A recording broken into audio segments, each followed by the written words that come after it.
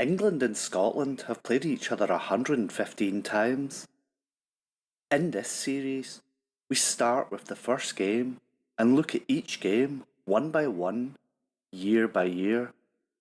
We'll look at, amongst other things, the players, the venues, the history, footballing changes, and the quirky stories. I'm Steve. Join me on this journey to discover what makes England v Scotland the greatest international derby.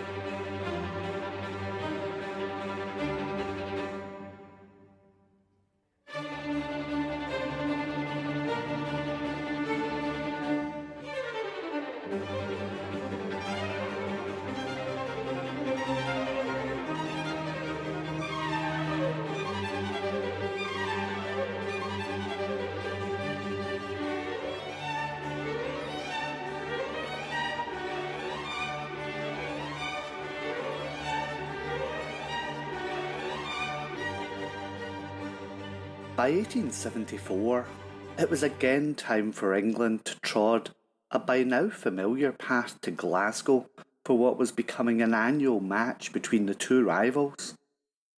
The game was to be held again at the West of Scotland cricket ground in Glasgow, the scene of football's first international 2 years previously. But first, let's start by having a look at what was happening in the world of football in 1874. The growing popularity of association football started seeing more clubs being formed. In Scotland, we see Greenock Morton, Hamilton Academicals, and Hearts being formed. Or to give them their full title, Heart of Midlothian, the name inspired by the Walter Scott novel of the same name. In England, we see Macclesfield Town, Bolton Wanderers, and Aston Villa being formed. Villa, who would go on to become one of England's most successful clubs, certainly had an interesting birth. They were formed by members of the cricket club of the Villa Cross Wesleyan Chapel in Handsworth as a way of staying fit during the winter.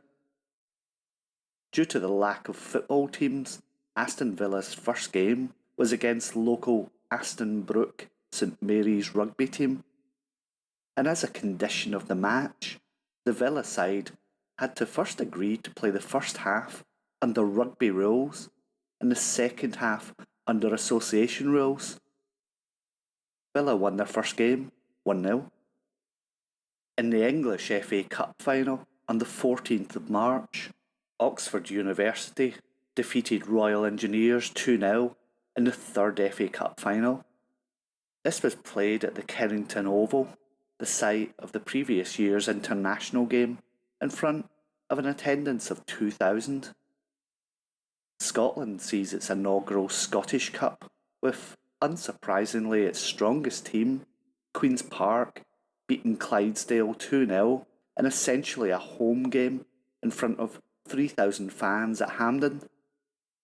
It should be noted that when we think of Hampden, there have actually been 3 stadiums called Hampden, albeit all within a short distance of each other.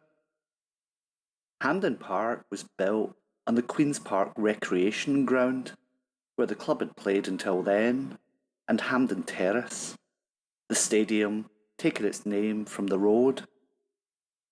The first enclosed stadium with turnstiles in the United Kingdom, it was opened on the 25th of October 1873. This was a Scottish Cup first round tie against Dumbreck, with Queen's Park winning 7-0. But in 1883, the club were to leave Hampden Park due to plans by the Caledonian Railway to build the Cathcart branch across the site. Queen's Park moved a few hundred metres east to a new ground, which they also named Hampden Park. And just 20 years later, in 1903, Queen's Park moved again to the current Hampden Park, with the second Hampden taken over by 3rd Lanark and renamed Cathkin Park. 3rd Lanark went out of business in 1967. Hampden, however, wouldn't be used for Scotland internationals until 1878. Thereafter, most future Scotland home games would take place there. 1874 saw international football's first tragedy. This is one of the players of the previous two internationals, and this was Alfred Goodwin of the Royal Engineers and a defender in England's first victory of the previous year. In 1874, Goodwin was posted back to India with his regiment, where he died at Roorkee on the 14th of March, 1874, the day after his 24th birthday, as a result of injuries suffered 2 days earlier in a horse riding accident, and ironically, on the same day as the 1874 FA Cup final, where his colleagues were beaten by Oxford University. My memory for this week comes from Scotland fan Pat, who wrote and told me that her first memory of an England v Scotland game was the 1967 game.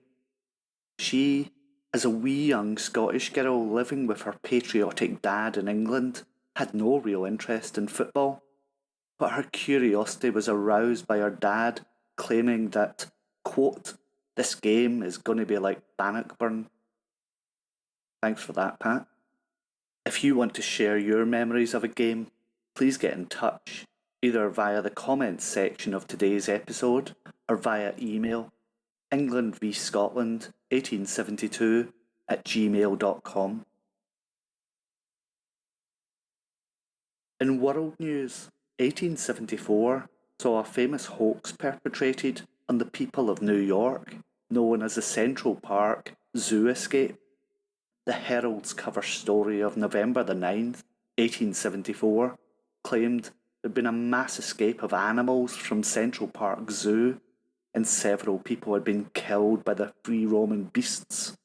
A rhinoceros was first to escape, goring his keeper to death and setting in motion the escape of the other animals, including a polar bear, a panther, a Namibian lion, several hyenas, and a Bengal tiger. At the end of the lengthy article, which was divided across several pages of the newspaper, the following notice was the only indication that the story horrifying readers across the city was a hoax. Of course, the entire story given above is a pure fabrication. Not one word of it is true. That was not enough to assuage critics, however, who accused the newspaper of inciting panic when the extent of the hoax became widely known. The authors later claimed their intent was merely to draw attention to inadequate safety precautions at the zoo, and claimed to be surprised at the extent of the reaction to their story. But back to football. And so, after two internationals, England had one win and one draw. Could Scotland manage to even things up on home soil? On Saturday the 7th of March 1874, at 3:30, Scotland played England at the West of Scotland cricket ground, Hamilton Crescent, Peel Street, Partick. Attendance around 8,000. The referee was Archibald Ray, the Scottish secretary. The umpires, Alexander Morton of Crystal Palace FC and William Kay of Queen's Park FC. Scotland wore dark blue shirts and white shorts. England, white shirts, white shorts and dark blue caps. Scotland play a 2-2-6, are mostly represented again by Queen's Park, and the team thus: Robert Gardner, goalkeeper, Clydesdale FC; John Hunter, back, 3rd Lanark Rifle Volunteer FC; Joseph Taylor, back, Queen's Park FC; Charles Campbell, half-back, Queen's Park FC; James J. Thompson, half-back, Queen's Park FC; James B. Weir, forward, Queen's Park FC. John Ferguson, forward, Vale of Leven FC. Henry McNeill, forward, Queen's Park FC. William M. McKinnon, forward, Queen's Park FC. Angus McKinnon, forward, Queen's Park FC. And Frederick Anderson, forward, Clydesdale FC.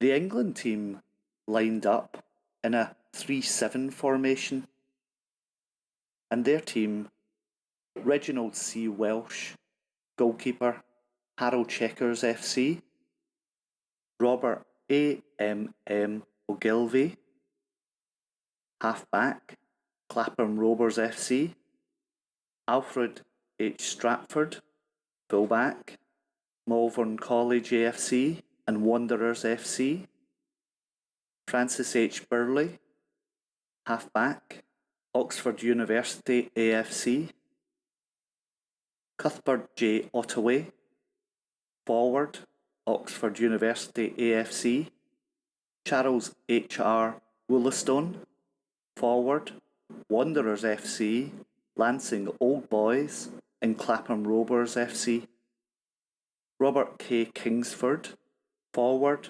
Wanderers FC, Old Mulburians FC and Crystal Palace FC, J. Hawley Edwards, forward, Shropshire Wanderers FC and Wanderers FC, John R. B. Owen, forward, Sheffield FC, Charles J. Chenery, forward, Crystal Palace FC, G. Hubert H. Heron, centre forward, Oxbridge FC, Wanderers FC and Swifts FC. The match report comes from the Morning Post of Monday the 9th of March 1874. This great international, played in accordance with association rules, took place on Saturday afternoon in the West of Scotland cricket ground at Partick near Glasgow, and the weather being exceptionally fine and pleasant, there was an immense crowd of spectators, computed at 8,000. Mr. Ottaway, having won the toss, Scotland kicked off at 3:30 amidst a scene of great excitement. No sooner was the ball in motion than the English carried it down to their opponent's citadel. Hubert Heron, Kingsford and Chenery making some vigorous onslaughts, which for some time were successfully repelled. At length, however, after a desperate melee in front of their lines, the ball being kicked on the breast of Kingsford, it bounced off and went between their posts, thus crediting England with the first goal. Ends were quickly reversed, and the Scots, stimulated by the cheers of their partisans, renewed the strife with increased vigour, their efforts ultimately being crowned with success, as Mr. F. Anderson succeeded in equalising matters by securing a goal. Both sides fought grandly, but fortune favoured the Scots, who shortly afterwards obtained the second goal, and notwithstanding the strenuous efforts of Ottaway, Chenery, Heron and Kingsford, who worked hard to retrieve the loss, England succeeded a defeat, their opponents obtaining 2 goals to 1. We read in Bell's Life on the Sunday the 8th of March 1874, what the Scotch lacked in weight were amply made up for in swiftness and playing together power, a course which was splendidly illustrated during the game, and there could be only one opinion about the manner in which they profited from each other's play, passing the ball, in several instances, in a way that completely astonished their opponents. After the game, the English team were entertained at a grand banquet at the George Hotel in George Square, with Mr.